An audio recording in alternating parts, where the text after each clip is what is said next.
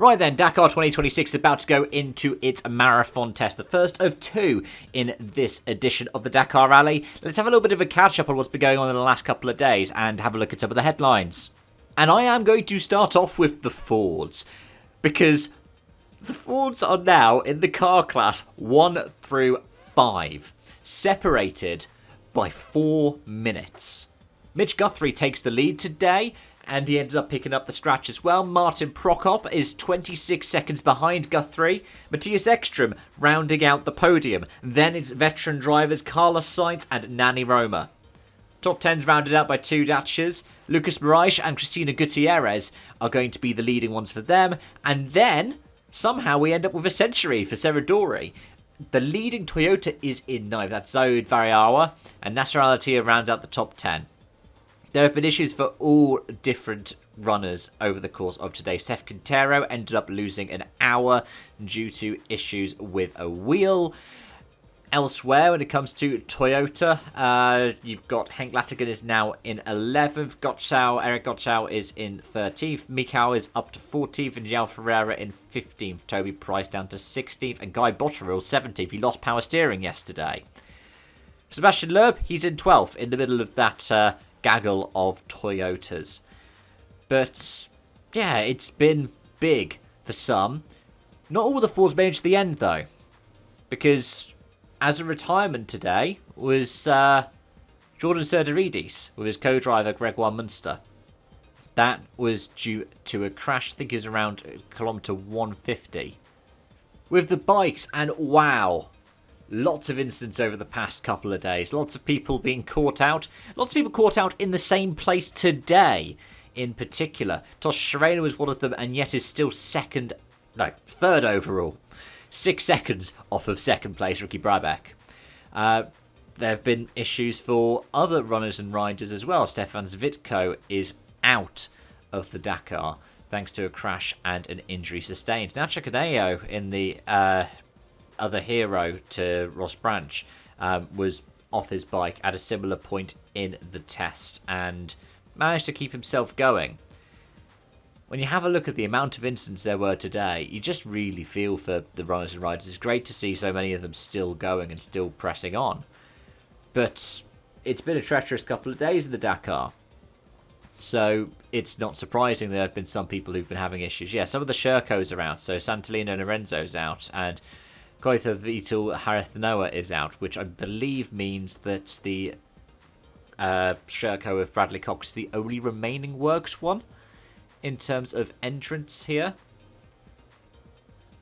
Looking elsewhere in the bike order, Edgar Canet has had some good performances, though he struggled today. He's now down to 4th in the overall classifications, but he is a Rally GP rookie and only 20 years old. He turns 21 in March.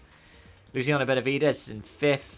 And yeah, Michael Doherty in the leading Rally 2 is still in 10th place. He's leading Martin Ventura as the lead Honda by 3:32, and Preston Campbell in 3rd place, and another Honda is 27.5 minutes back.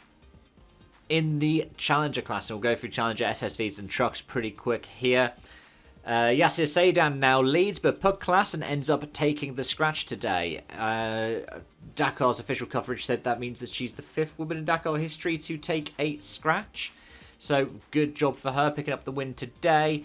Elsewhere in the overall standings, Pau Navarro is in 4th place.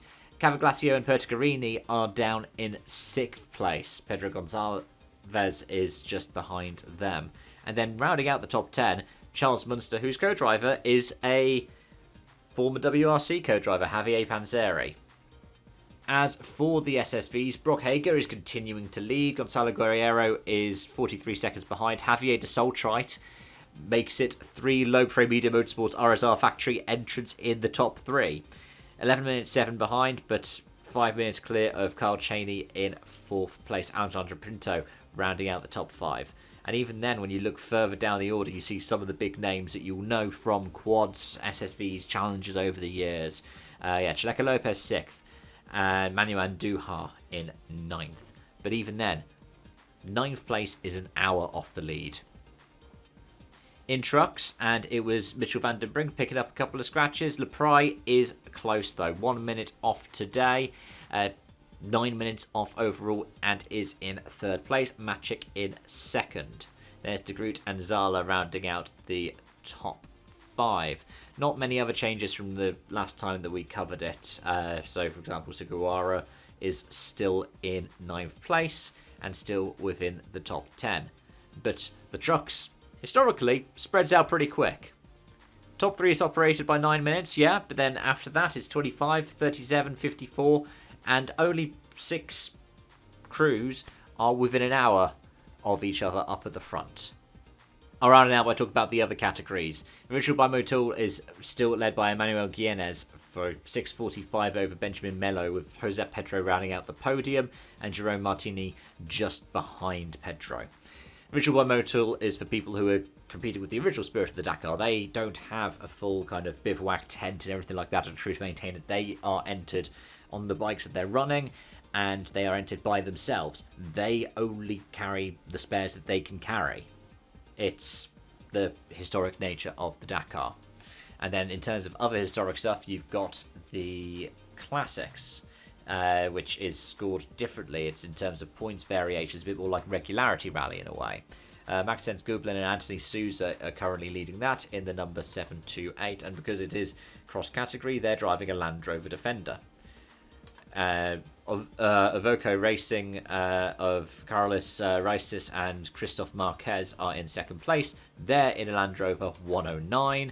And then the podium is rounded out by Marco Ernesto Leva and Alexia Guigny, who are behind the wheel of a Mitsubishi Pajero. And then at the same time, because I have been talking a bit about Land Rovers, let's have a look at how the stock class is going. And it is Rokas Pachiska who is leading by 28 minutes and 49 seconds from Ronald Basso, who's behind the wheel of a Land Cruiser.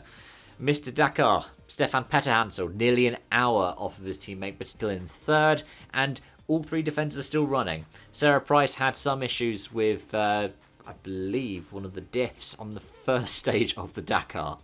She's 2 hours 16 off of her leading teammate. Akira Miura is in 4th, and then the running orders rounded out by Peter Hamza and Andres Kalmar for Tireman Racing. They are behind the wheel of a Nissan Patrol. Then for the Mission 1000, that's the last thing they will look at. It's Segway 1-2, Pascal from Guanghui, and then the KH-70 Covergy truck is in third. All 3 of them have 45 points, so that's because of the amount of distance they've managed to cover within the time. But either way, yes, next up is that marathon stage, stages 4 and 5. It's from Alula to, well, technically Alula, and then it is going to be Hail as well. So that will end up being a split course for the runners and riders. They get to where they stop overnight, and then we'll either check in once the marathon is done on Thursday, or potentially on Friday or Saturday as we get towards Saturday's rest day. As always, folks, thank you so much for watching and joining. Thank you for listening to me talk about the Dakar Rally, and until next time, it's bye-bye for now.